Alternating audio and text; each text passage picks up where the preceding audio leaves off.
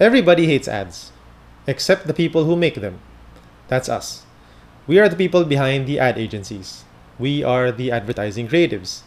In this episode, I will show you what goes on inside our advertising agency. I'll show you how a small army of people work very, very hard just to get your attention.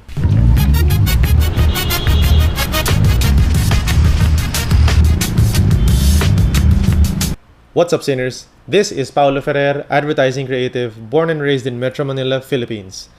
About a year ago, I decided to embark on this personal project. I decided to document my adventures and my misadventures in the world of advertising. Why did I do this? Well, because nobody really knows what happens inside an ad agency. It's veiled in secrecy. But actually, wala lang may pakialam. So in this episode, I will show you how the ideas that we come up with will eventually turn into the advertisements that you will skip. Morning! Hey guys, your buddy. What's up, man? I know, right? Congratulations, man! Yeah! We're supposed to have a That's my boss. The creative director, his name's Mark. He's congratulating us for getting a previous project approved by our client. Ang ganda ng ina. Espasol naman niya. Puta. Ano yan? White rabbit ba? Ano? Laki, no? Lakas yung tawa niya. Laki. During these rare chill days, I can kid around with my teammates. Of course, there's always some work to do, but this is kind of the lull before the storm. It's time to take videos of you guys concentrating on work again. Siyempre, kailangan namin ng konting chill kahit papano bago magkagulo-gulo ang lahat. Multitasking. Outside, you can fix that.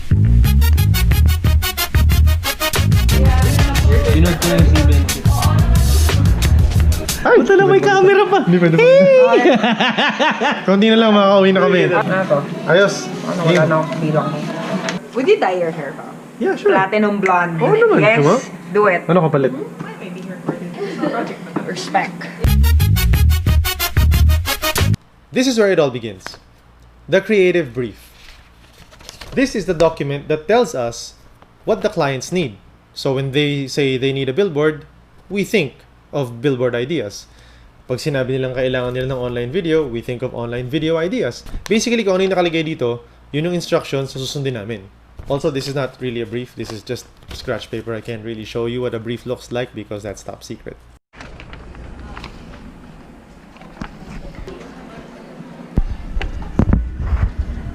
Okay, so that's the bingo. Sisikat kayo guys pag nilabas ka sa YouTube to. Feeling adventurous?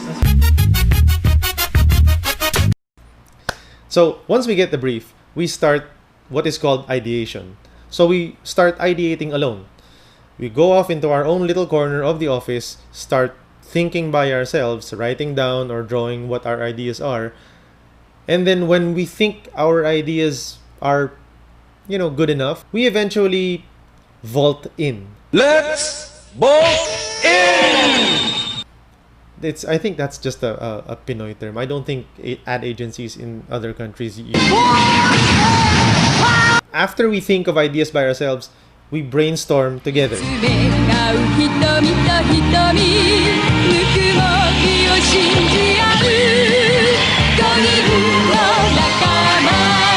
We pull in all of our ideas, and then we see which of these ideas stick. Tapos lalabas na lang ito isa-isa. Land, sea, air. Okay. Yun. You can put this there, pero essentially ito na. How does it feel like? Wow. Do you send it to Russian women? Kabilang room naman, nandun naman yung kid with the mothership. Lalaro yung kid. Okay. Medyo pawis-pawis din yung kid. It doesn't matter if your idea is too dumb or too crazy or too out there. At this point, anything goes. We just let it all rip. You know, it's like if you farted in the elevator and then someone's like, Bet! Nakapasok yung kamay na sa puwet ng isang dyan ha. Mrs. Okay na yung mag-aabot na elephant sa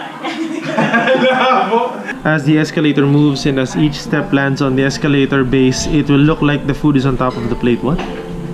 I have no idea what that is. What? Basically, batuhan lang ng katarantaduhan. Minsan, yung mga katarantaduhan namin napipili at nabubuhay at binibili ng kliyente.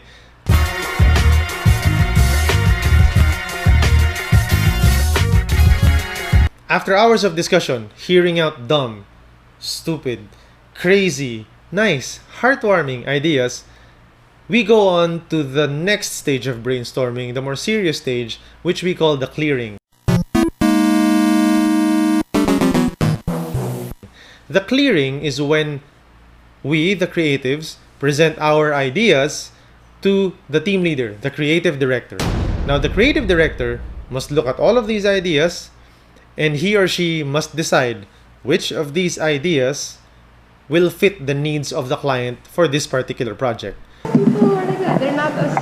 She doesn't wince naman when she's touched or something like that. No, she's just quiet. Then the payoff is he's shocked. The wife sees him. Or you know... You don't have to show that though. Yeah, we don't have to. It could be just him bathing the next day and then he feels... The CD, creative director, chooses maybe 10 of the ideas from the entire team, brings it up to the ECD, the executive creative director, who's our big boss, and then the ECD looks at these ideas and chooses probably the best 5 or 4.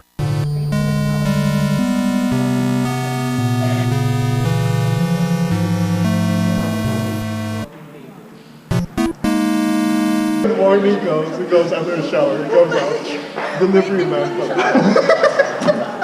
So kung ano yung pinaka-swak, pinaka-malupit na ideas dun sa konting finalists na yun, yun lang ang mabubuhay para mag-move forward dun sa next stage.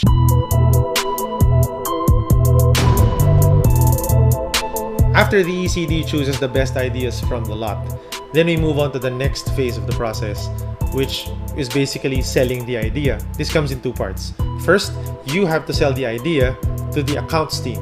They know the client best because they build relationships with them, and therefore, we, as the creatives, have to sell our ideas first to them.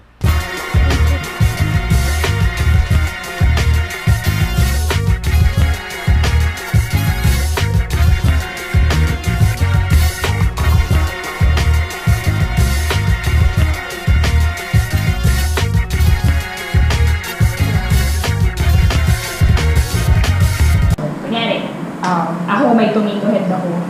Ikaw meron kang volcano head na sumasabog. Only when the accounts team and the creative team agree on these ideas can we move forward to executing the comps. Comps are short for comprehensive layouts. Comprehensive layouts are... It's like a mock-up of the ad. And when the client likes it, then okay na. But making these comps, not easy. This is really where the stress begins. The pressure is on. The deadline is closing in on us. The team needs to finish these comps so we can finally move on to the next process. If we don't finish in time, we're fucked. I don't feel naman like it's traveling.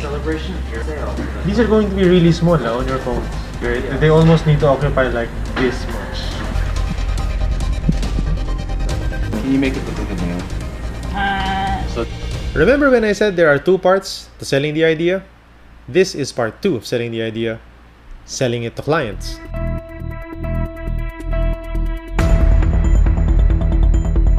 This is arguably the most stressful stage of the entire process.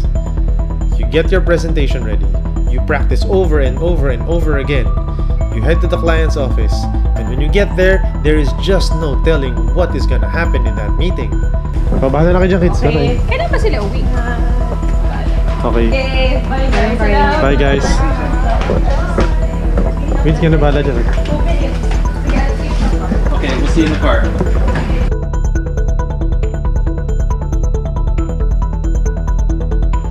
Best case scenario, they love your idea and you get the approval for pre-production. Everybody's happy. Worst case scenario, for some reason, they think your idea is all wrong. They think the agency is all wrong for the brand, and then you lose the entire account. No pressure.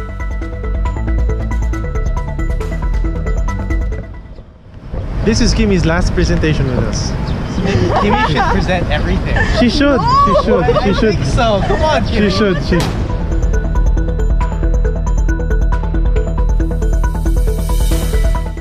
Unfortunately, I can't show you what goes on in these client presentations. These things are confidential as fuck. Since you can't predict what the clients are gonna react to, All you can do is just bring your A game. Bring the best work that you can bring, present in the best way that you can present, and hope for the best.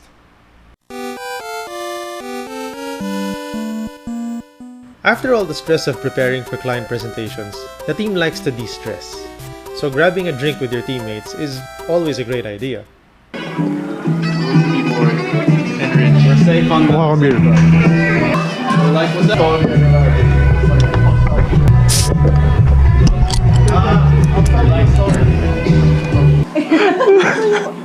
Ang ganda, Wendell. Kumaka mo si Meatloaf, gago. These are the people you spend really long overtime hours with. You succeed and you fail together. You work as hard as every member of the team. Because even if everybody hates ads, we kinda love making them.